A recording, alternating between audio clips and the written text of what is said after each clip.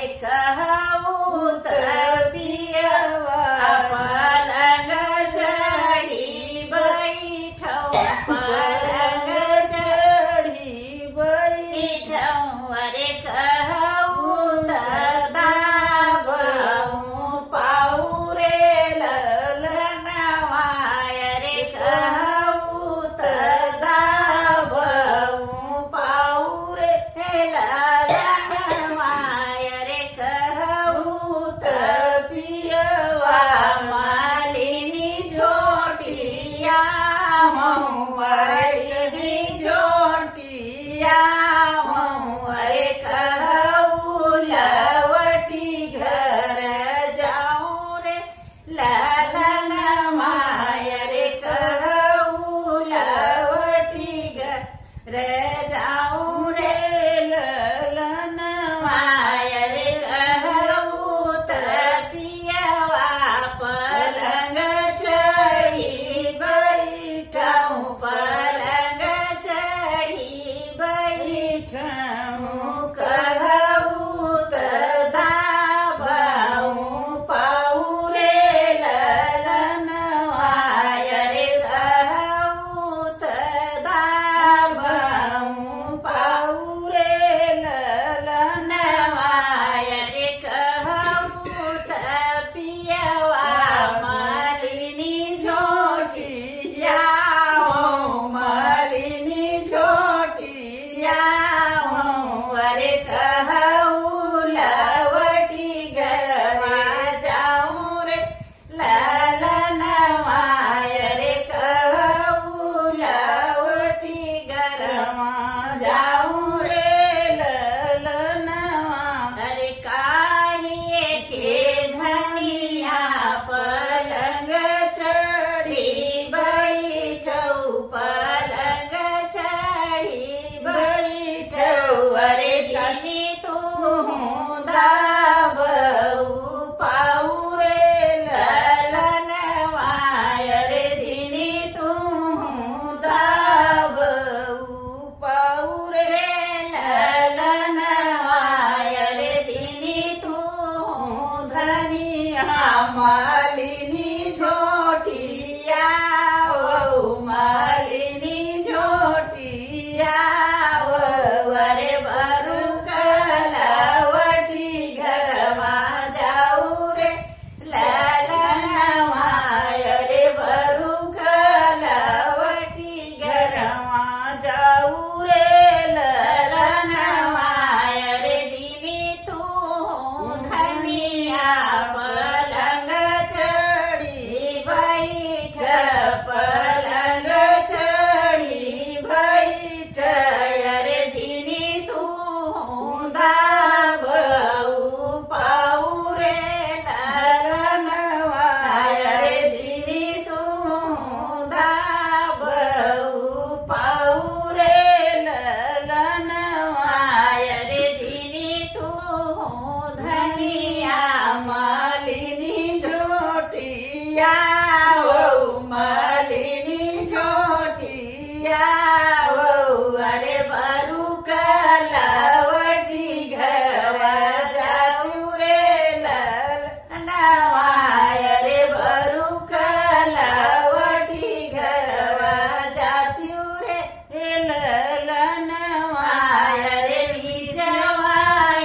निजवा तू जायू मोरी धनिया अरे जायू मोरी धनिया अरे उपरा पर गजीनी देऊ रे ललनवा अरे उपरा पर गजीनी देऊ रे ललनवा अरे बारा पुरुषवा नजर जीनी चितयू नजर जीनी चितयू अरे हम हो भाई स्वामी तो हर रे ललनवा अरे हम हो भाई स्वामी तो हर रे ललनवा अरे ऊपर